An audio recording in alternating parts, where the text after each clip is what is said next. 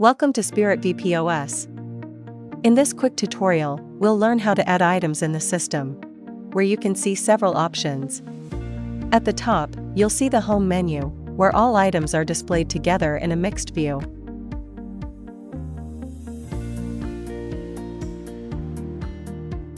At first, you'll see the Home menu showing all items together, but as you scroll, you'll find categories like hot coffee bar and cold drinks.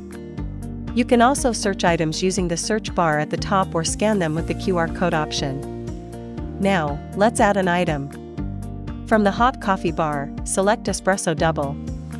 Once clicked, it appears on the right side of your screen. Use the plus and minus buttons to adjust the quantity as needed. And that's it, you've successfully added items in Spirit VPOS.